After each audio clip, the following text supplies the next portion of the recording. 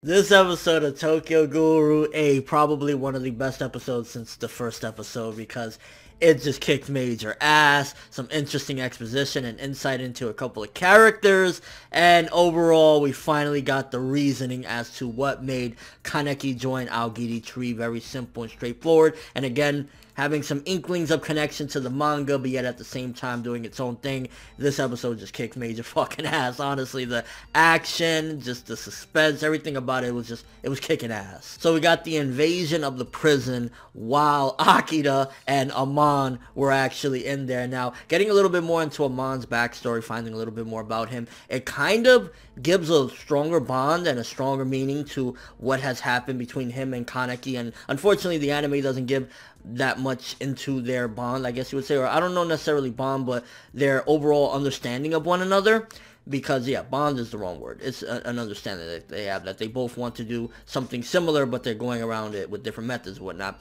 But when you find out about his past, Amon, and that he was basically raised by a ghoul, and he kind of has like this weird, you can see that there's some sort of weird connection that he has to him, because at the end of the day, maybe he did care for this guy like a father, and he couldn't let that go. The fact that he found out he was a ghoul, and why did he only let him survive? Did he love him? Did he care for him? So a lot of questions run through Amon's mind, and then when he met Kaneki, it kind of all makes sense that, you know, Kaneki had this weird thing where it was like a mix between human and ghoul, and he feels like a certain way regarding that, so that made, in my opinion, the understanding that they have even much stronger, and just where they're at mentally, I think. And it's crazy because they're not even on screen half the time. 90% of the time you don't see them together, but yeah, they're stronger than ever. And it gotta kind of make you wonder, what type of connections does that old dude have for Amon to go in there and kind of think, yeah, he knows about Aogiri Tree, he knows about a lot of things, I want to get this information. Well, if he's behind prison, how the fuck would he know any of this? How would he get any of this intel? So it gotta kind of make you wonder about this old guy, Donatella, I believe it's Donatella.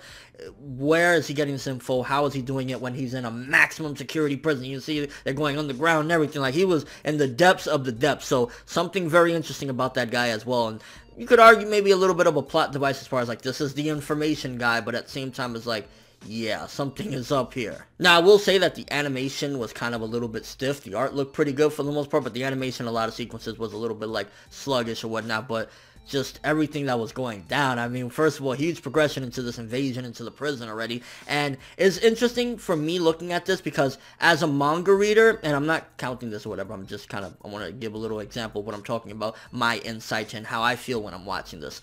When I'm watching this and I see certain aspects from the manga, it just feels weird to see it going on in a different context, in a different type of setting, and a different type of way of how it was done, because some of the things that happened in this episode was from the manga. Again, the person that Kaneki was fighting, Kamishiro, he was from the manga as well, but the way things went about was a little bit different. So when I'm watching it, it just feels a little bit bizarre sometimes, and I think a lot of manga readers will agree with me that it just feels a little bit like that. But I mean, it was just fucking ass-kicking action, and the way it was done with, like, you know, that they're invading the prison and you have all these crazy strong ghouls and everything, it just made it that much more intense. And the biggest thing about it that I really liked is the way we get the explanation and the exposition as to why has Kaneki been doing this. Why did he join Aogiri Tree and everything?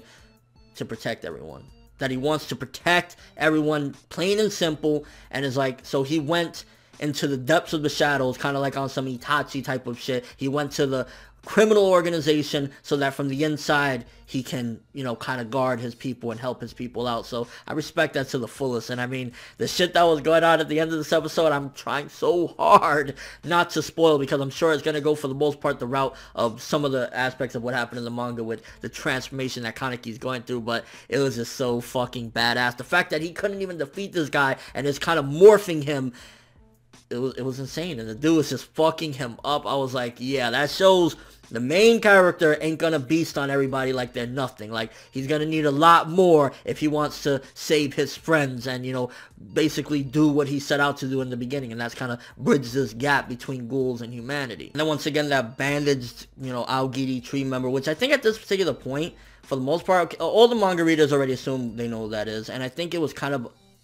pretty heavily foreshadowed who it was in the anime as well. Just fucking reveal who that is. Just reveal the identity of that bandaged person, because, I mean, at the end of the day, I think we all know who it is. And at the same time, like, this character is doing certain things, like, you know, promising to show fucking Rize to this Kamishiro guy. Like, How? Which, by the way, Kamishiro, in case you don't know, that was, I believe, Rize's last name that she was using in the actual series or whatever. So, kind of makes you wonder what's the connection there as well, and why he wants to see Rize so bad, other than the fact that ever since season 1, it seems like everybody is just hooked on that Rize badge. Once again, this episode showcased Shinohara getting a hell of a lot more screen time than he's ever gotten in the entirety of the series, with him basically going up against Ayato and using that armor that is, like, it's so fucked up, and it kind of plays with the psyche as well, that Ayato, from what we've seen thus far, he talks as if he hated his father, and fuck you to his sister, and all that other shit, and yet at the same time, when he sees that that armor is pretty much probably his father,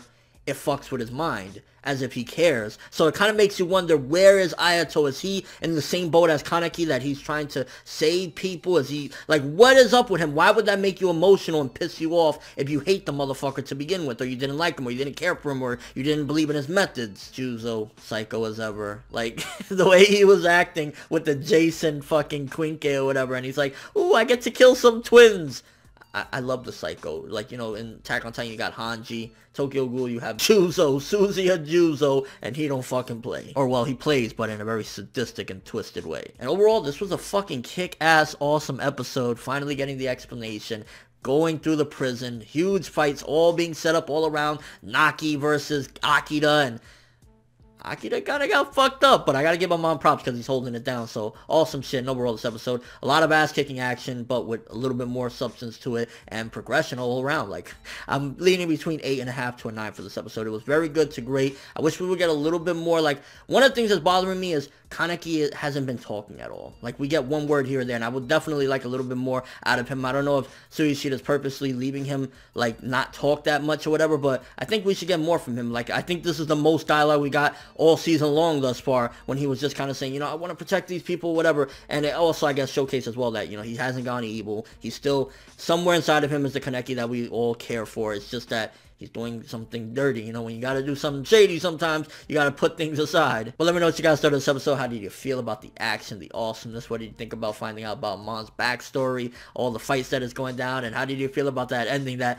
transformation that Kaneki was going through? And your overall thoughts of the episode. But that's all I have for this review. Thanks for watching. Hope you enjoyed. If you liked anything I had to say or enjoyed the video, drop me a like. I'd greatly appreciate it. And if you haven't subscribed, if you could do so as well, that'd be amazing. I'm ForneverWorld, and as always, people, have an awesome day.